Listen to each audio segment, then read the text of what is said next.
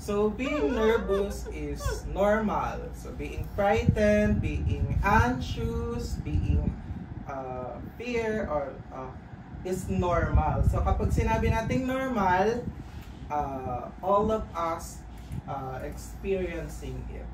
So ibig sabihin, no exemption. So lahat tayo nakakaranas doon, dumadaan doon. So normal, valid yung kinakabahan tayo. Ayan. So all of us experiencing it, no exemption. Kaya pag kinakabahan tayo, isipin natin normal yon, lahat nagdaan doon. True. Walang kahit sino na hindi kinakabahan. Lalo pagdating sa mga public speaking, speaking in front of many people. Ayan. Honestly, you have to be more afraid if you are no longer afraid. Anong ibig sabihin ng phrases na to?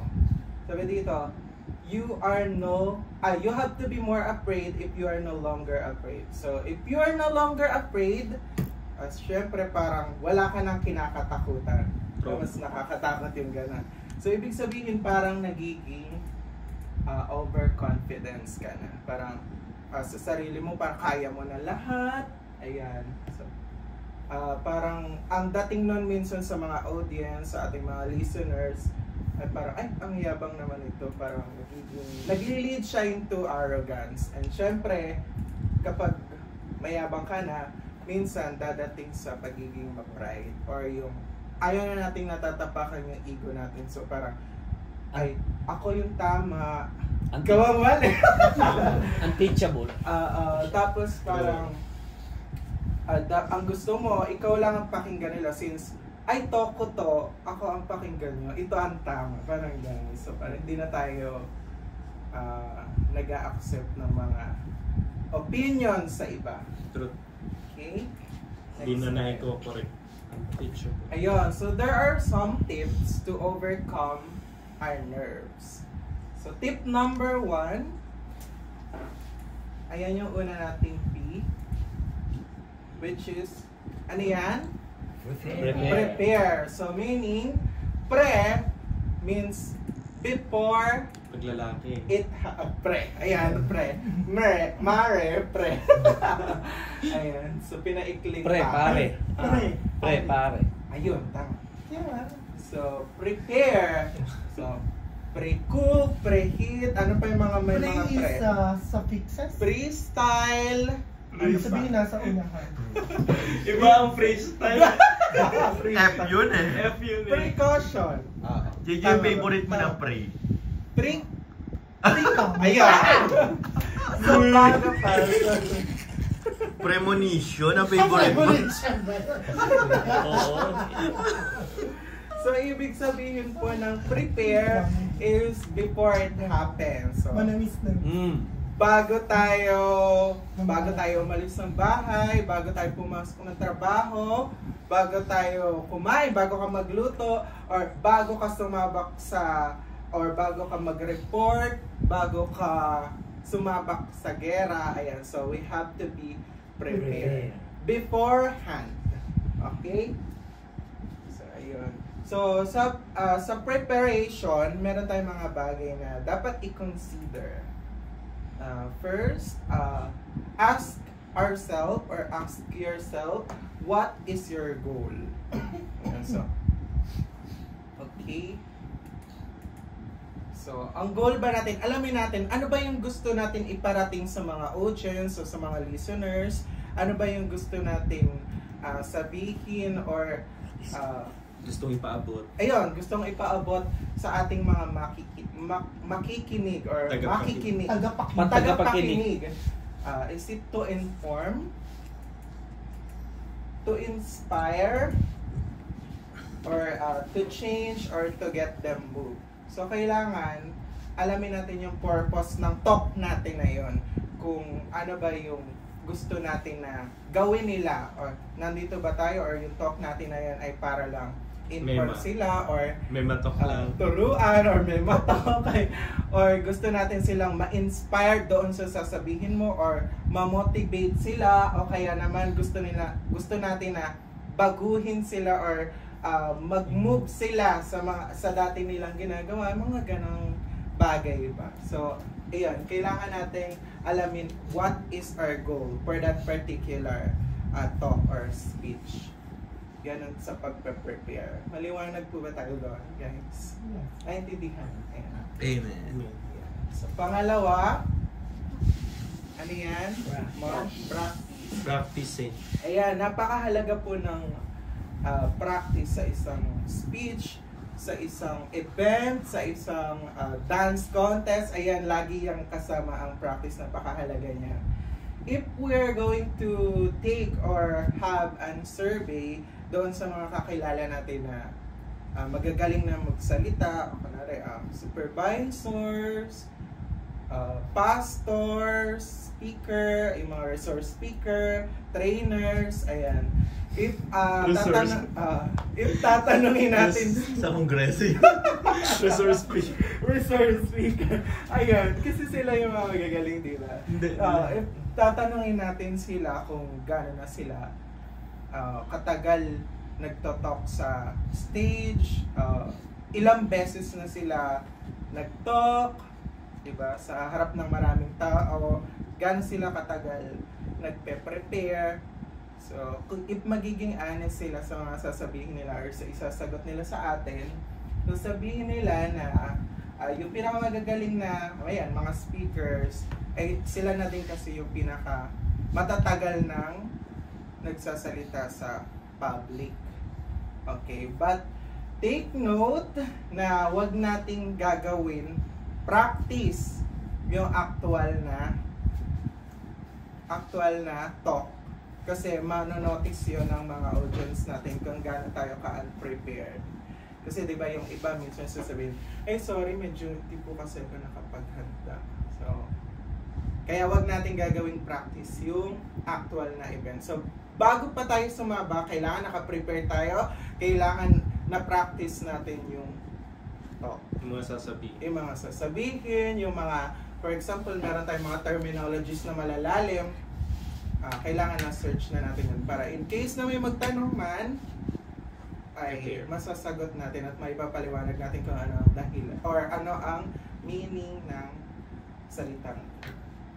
So, ano ba yung mga pwedeng gawin sa pagpapractice? Ayan. Pakibasa nga, Kuya Ruel. Practice in front of the mirror. Practice in front of the... Ayan. Isang magandang strategy to kapag kunwari mag-isa ka sa kwarto mo, nagpa-practice ka, pwede kang umarap sa salamin habang nagtotok, tingnan mo kung ano yung itsura mo doon, kung okay ba sa'yo, at or pakinggan mo din yung sinasabi mo.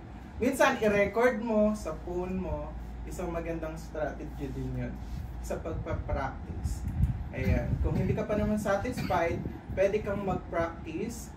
Maui, pakibasa. Practice in front of another people, friends, family member, partner. Ayan. So, practice in front of another people, pwede friends, family member, or partner. So, sabihin mo, makiusap ka kung meron kang group of friends or family na, uy, meron kasi akong ganito report, meron akong talk na big time, so malaking event. So, pwede ba mag-practice ako sa iyo, sabihin mo kung meron akong mga In reality, pagka kinausap at ginawa mong sample yung mga barkadang correct. Tatawanan. Yung yung parang, yung kung meron kang pinagkakatiwala na parang intimate na kineso mo. Partner, pwede. Kasi Jowa. hindi ka naiilang. Kung walang jowa, mag-jowa na. Uy! So, friend mo Joke na lang. close mo. Ayan. So, pagka nag-speak up, let them listen to you, tapos i-correct ka nila kung or manghingi ka ng feedback. Another way lang naman. Opo. Ako yung college ako, sa inang ko ako nagpa-practice. Ayun. Habang nananahi. Diba, yung mga ganang bagay, napakagandang practice yun. Kasi Palagi niya kinokorek sa alam ko sa na. E. Pwedeng idagdag dyan. Practice in front of the yung mga bingi. At least, wala silang comment. Ha? Pero ganun na ganun, ha? Pwede din sa aso. Kay Zoe. Oo. Diyos ko, tatawa lang ka lang. Lahat naman, kahit... Kaya i-record mo, tapos ikaw, tingnan mo sa sarili mo. Yes, record over the phone. Kahit na, pag nakarecord, pusan tayo Sa akin yung nagkakan. nagboboses babae ko pagka nakarecord. Ay, dapat Yung pala ikaw isang si boss. ma'am. Minsan yung sa record, nagiging parang babae. Lalo na pagka naniya. Ay. Nagiging pa, bebe. Ayan. So, ayan. So, practice in front of the mirror. Record your voice over the phone. Practice in front of your, ano ba tawag doon? Sa, Colleagues. ayan, yung another people, family, friends. Ano tawag doon? Yung accountability, ayan. So, pwedeng, sabi nga doon sa quote natin, ayan, practice makes perfect. But nobody's Or- perfect. Or, Practice makes practice and progress. practice until you Die. until you make it. Till you Tama, succeed. ganun ba? Practice makes Fake progress. it until you make it. Ay, iba yun? Until you succeed. Ayun. Try and try until. Try until Fake you it succeed. until you make it. Ayun. Familiar ba kayo doon sa yung tinatawag natin parang muscle memories? Yes. Kuya, alam na ata. Oo. Muscle control yun eh. Muscle control yun sa akin. Oo. Kusang gumagalaw. Kasi, di ba meron tayong mga pinapractice na sayaw dati? Oo. So parang Yung sa TikTok, pag narinig mo yung... pag narinig mo Mga yung ganun. tunog, Ganun pa rin. oo, kusa nang gumagalaw ka na. Kasi matagal mo na siya napapractice. Kumbaga yung Parang alam muscle mo na- memories natin, alam na yung steps na gagawin. Sabi nga dito, ayan the more you do it, the better you get. The veteran, kaya pala veteran na siya. Veterans. Practice tayo ng practice, ayan. So, parang magiging smooth na yung natin. Yung movement. Yung movement, yung talk, yung flow. Ayan. So, next. Ay, hindi ko na Pause. Wait lang, ah. Back daw, back. Tapos na pa. Prepare, practice, And pause. tip number 3. Pause. Ayan, mag-pause tayo pa. Tapos huminga. Pause. Ayun. Ganun yun mo. Ayan. Galan mo. Ayan. So, kapag kinakabahan tayo, mag-pause tayo ng konti. Tapos huminga. Ayan. So, di ba yung ilang seconds na yun hindi naman nakabother sa atin. Ayan. Napakahalaga nung pagpo-pause when it comes to public speaking. Ayan. Karaniwan din siyang nagiging common mistakes doon sa kung maalala natin yung merong mga sa contest, ayan, sa pageant, karaniwan, merong nag-babakel or nabablanko na My family. Ayan. So, meron tayong meron tayong papanoodin na example ng Epic Q&A pageant. Paano ba tayo i-play, Sir Glenn? Dito, yata. Kaso wala yatang ball. Ayun. Wala Ayun. Wala yatang ball. Walang ball. Sa Bluetooth, Hindi, sa dito. kabila. For me, Ayan. is so important because they was the one Okay.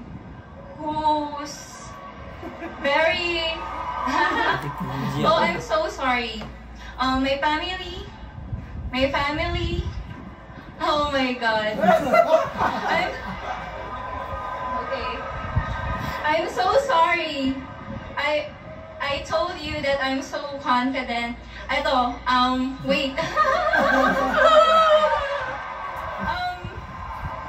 Sorry guys, because this was really my first pageant ever. Because I'm only 17 years old.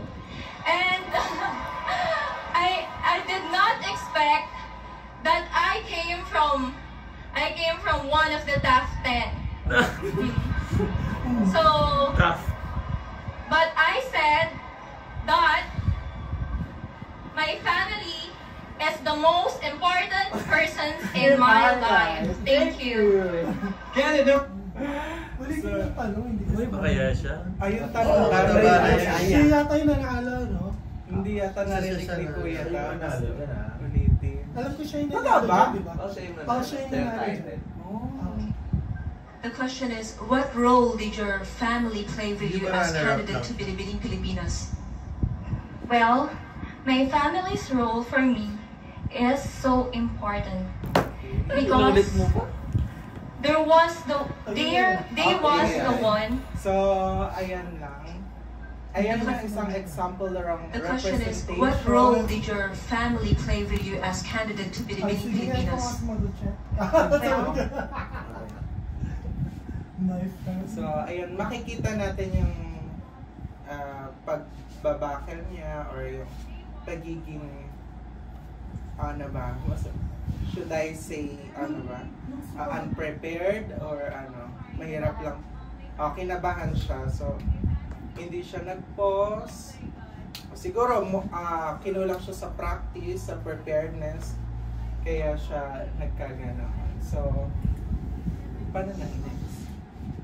Given dun sa situation na yan, sa example, Yes. given kasi, pageant kasi hindi mo mapapaghandaan yung questions kasi hindi mo alam yung questions na isa-serve sa'yo.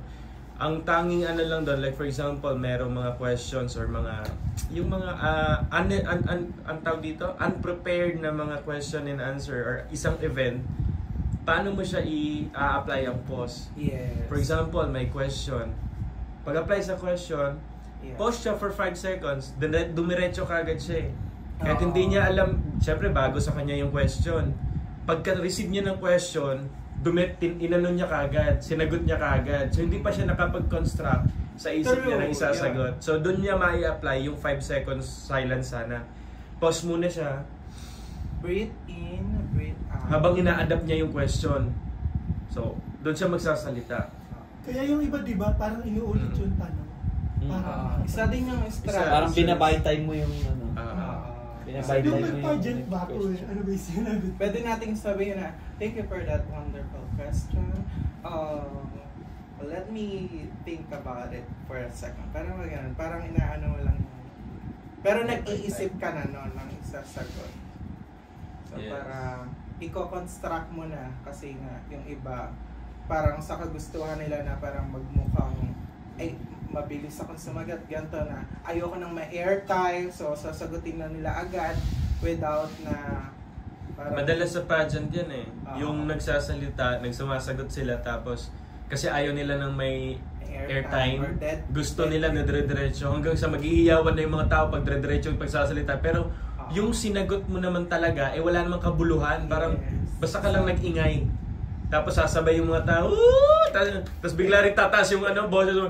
Because if we without them, ganun sa mga pageant eh. Tataas din yung boses kasi nga, natatakpan na ng hiyawan ng mga tao, tinataasan na rin nila. Wala na, pero yung silbi o yung pinaka-message, yung sinasabi niya, wala namang kabuluhan, mema lang. Parang naging, may masabi lang siya. rumbled na. Oo, kaya hindi na nanalo yung maganang Akala niya sir, sumusuporta sa kanya yung mga tao. Oo.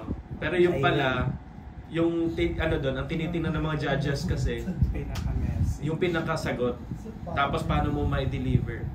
Correct. Yan. So, napaka-importante din ang pag-pause natin. Ayan. Sabi dyan, when we feel nervous, we should pause at least 2 to 3 seconds or 5. Ayan. Contain ourselves, contain our nerves. Ayan, alisin natin yung kaba natin.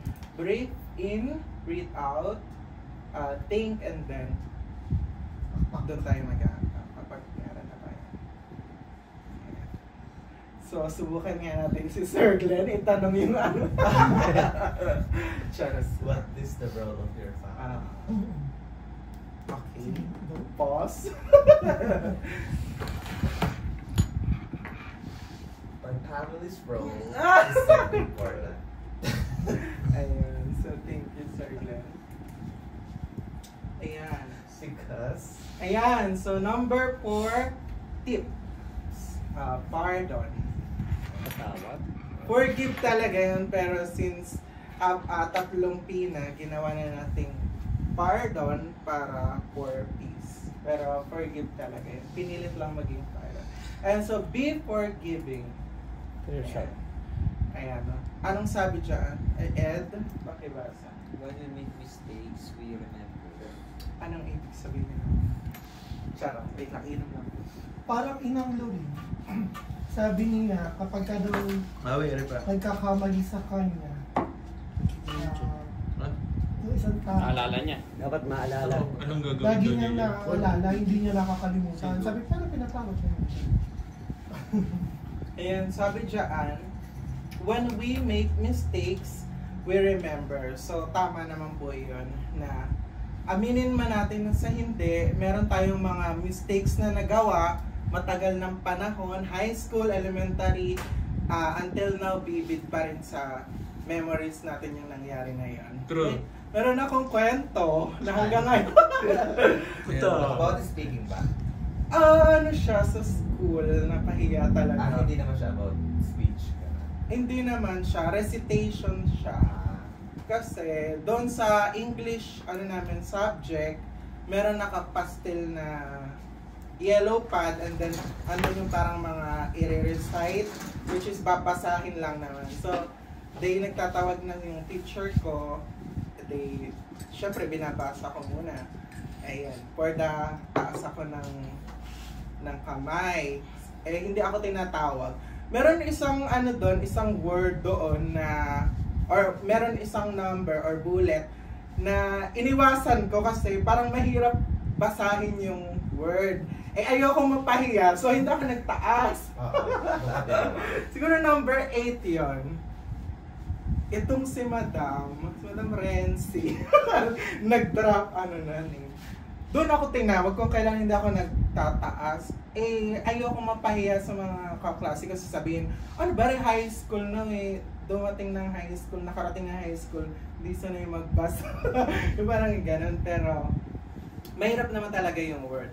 Hindi ako sumagot hanggang sa pinilit-pilit nila ako. Tapos sabi ni Ma'am Renzi sa akin, may nambubuli ba sa'yo? Ano kaya nangyayari sa'yo? Kapag hindi ka papalabasin kita, papatayin kita. Siguro sa magiging ma-pride ko, ayun. So hindi ako sumagot. Tumayo ako sa labas. So nakakahiya talaga. Hanggang ngayon, di ba, naaalala ko yun. Pero kapag tatanungin ko si Ma'am Renzi, hindi niya na yun maaalala kasi busy din sila sa mga kani-kanilang mga pinoproblemang pang-sarili. So, ayun yung example ng when we make mistakes, we remember. So, what's the word? So, hindi ko na maalala, Sir Glenn. Kasi nga hindi ko binasa, di ba? Tapos napalabas na ako, so hindi ko na narinig yung tamang. Ayun. So, when we make mistakes... Dapat inalam mo muna yung yung babasahin mo. Ayun nga. Paano inalam? O kaya pinadilig The word is buffet. O kaya pinadilig muna sa'yo. Ay, hindi. Kasi nasa labas na ako. Na ako. Nahiya na siya. Hiyang-hiya na ako. Para sa susunod, alam mo nang So, basahin. paano mo pinatawad ng sarili mo? Yung word na busy, busy daw. Galit lang ni Ma'am. Ayun, meron mga mistakes na naaalala. Meron naman times talaga na naaalala yun. Tulad nun sa klase niya. Busy, sabi niya, the busy, sabi gano'n na teacher. Busy. Busy yun. Plumbing. Tas yung isa pa, sabi pa niya, siya rin yung nagsulat ng sabi niya, sana ay may natitira ka pang kabaitan. Tapos na-remember niya yung pangalan na yun din yung nagbasa ng word na busy. So, pag may mga ganoon, I thank you sa inyong example. And so, kapag meron tayong mga ganoong eksena, lalo na sa public speakings, for example, nagkamali lang tayo ng grammar or hindi naman, minimal lang naman, or nagkamali lang ng paggamit ng she or he, pabayaan na natin, be forgiving. Kasi pagka inaalala natin yun, nagiging sanhi din yun na parang lalo tayong kakabahan, mag-a-add yun ang kaba sa atin na baka magkamali ulit ako. Ganito, baka napapansin ng mga tao. Kaya minsan, kapag nagsasalita tayo ng ganon, kapag na-notice natin or sabihin natin hindi naman noticeable sa mga tao, pinabayaan na nila, wag na nating i-point out yung pagkakamali natin. Kasi di ba, karaniwan, lalo na sa mga reporting sa school, ayan, kapag nagre-report, tapos parang naka 5-minute stop na, nabulol o nagkamali, na umaktaw ng line, di ba, sasabihin pa natin, ay ma'am, pwede po take 2. So, mas napapansin ng audience. So, kapag may mga ganon, minimal lang at di naman noticeable, pabayaan na natin, tapos bumawi na lang tayo sa next ano. Or, balikan natin sa next slide or lagyan natin ng further explanation doon sa next bullet. Bawiin na lang natin ganun sa mga susunod na sentence. Ayan. D. Ayan. So, D. Ayan. So, D. Day. Day. So, kung may mga ganoon. Kasi King James Version, kaya... King James Version kasi. Kaya D. Bagay natin i-point out. Ay, she pala yun. Ay, her pala yun. So, pag may mga ganon, bawi na lang sa D is, you. Si Pastor yun. Yung D. Yung D niya D. Pero ayun, dire-diretso lang si Pastor. Di ba dapat ka na? Gano'n. So, tayo lang nakakapansin pero hindi na nangyari. Kasi yung iba hindi naman. Ginamitan na lang natin ng common sense. So, kapag may mga ganang bagay, maging tayo, be forgiving, pardon yourself. Ayan, sa mga pagkakamali na gano'n.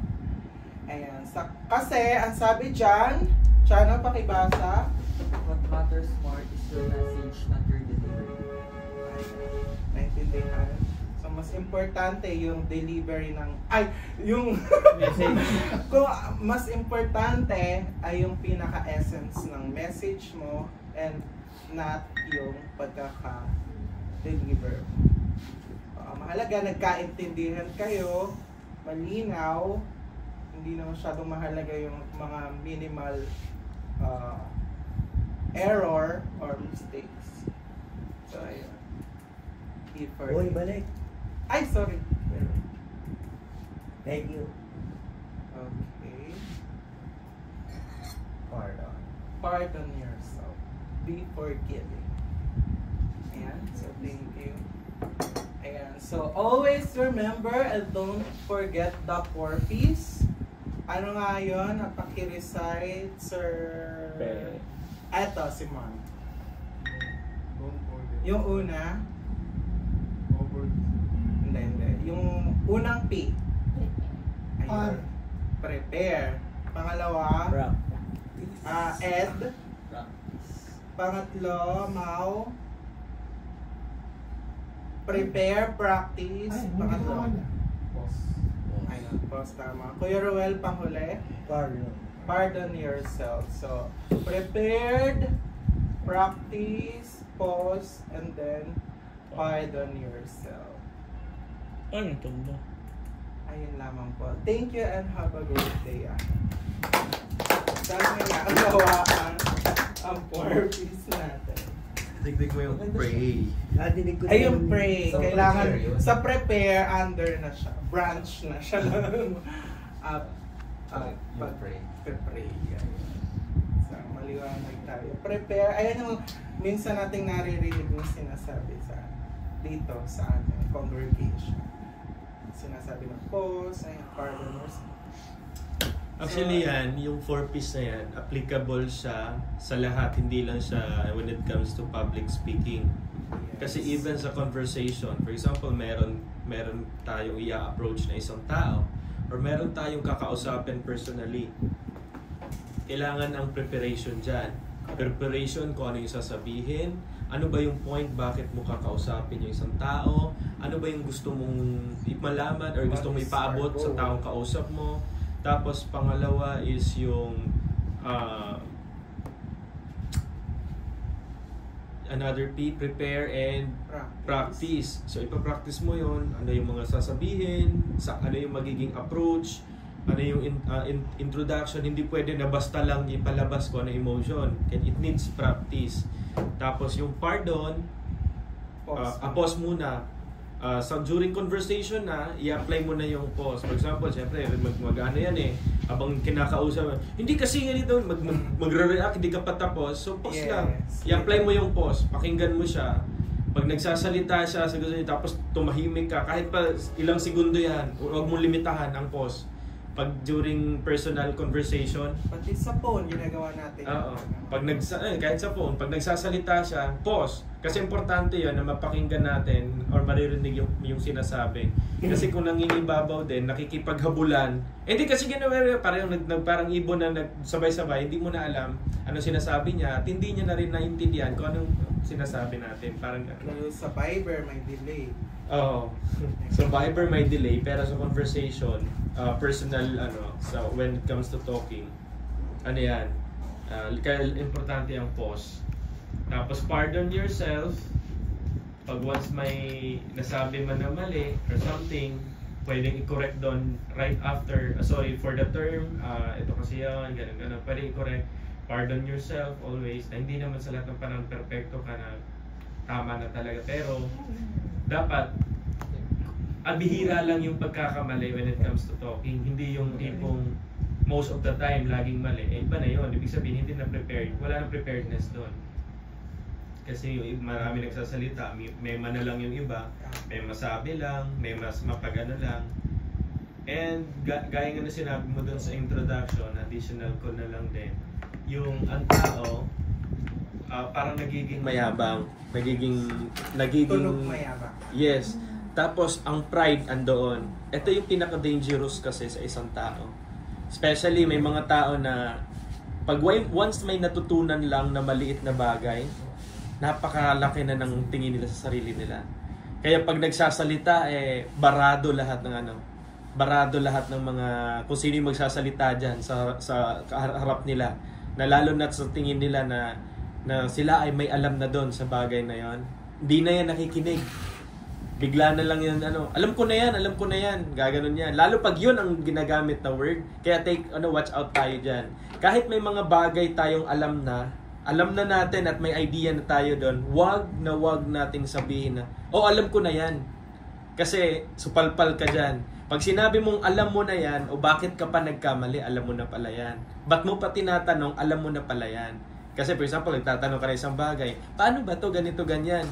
Ganito gawin mo. Alam ko na yan. O alam mo na pala ba't mo pa tinanong? Parang ganun So palpal tayo doon. Maling sagot yan. Especially, for example, alam na natin yung mga bagay-bagay, yung prinsipyo sa buhay, ganito, ganyan.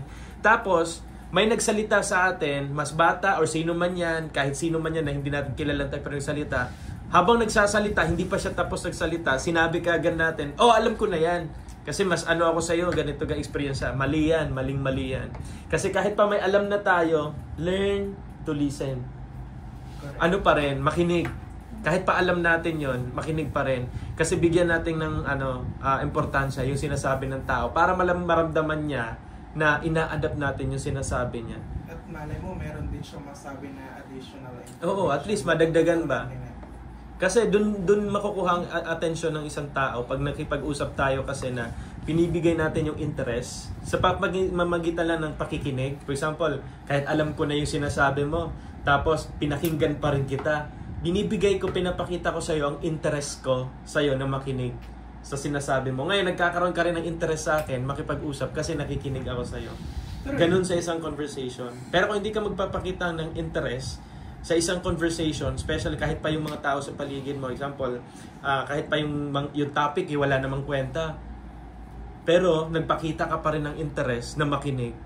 Yung taong nagsasalita na yon, iti-treasure yung mga taong nakikinig na yon. Ganun sa isang sa speaking din. Magiging parang mapagmasid din, mapagmatsyag sa paligid, sa yung mga audience, yung mga kausap. Basta take note lang talaga. Kung mag-grow man, mag-step up man tayo, kung sino man yung mga nandito ngayon at marunong na magsalita someday, marami na matutunan, marami ng idea, please be humble. Huwag supalpalin ang mga kausap at sasabihin yung word na napakalaking word na, alam ko na yan. Kasi supalpal yan. Wala talaga.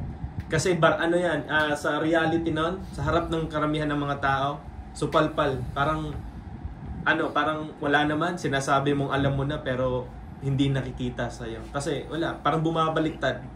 Kaya kahit pa may mga bagay na alam na natin yon, huwag nating sabihin na alam ko na yan. Kasi it's a no-no. It's a no. Ay! So, ayun po. Once again, thank you po. By the way, itong topic na to ay sa YouTube kung mapapanood nyo. Nakuha ko siya kay Team Laika. Yung title niya is Miss Kakaba-Kaba. Shout out kay Team Laika. Kakaba-Kaba or yung patakataka. Ayun. Kay Team Laika po yung na to. Kata. Nagkata-kata. Okay, may question ba kayo kay Ephraim? May question ba? Violent reaction? Suggestion.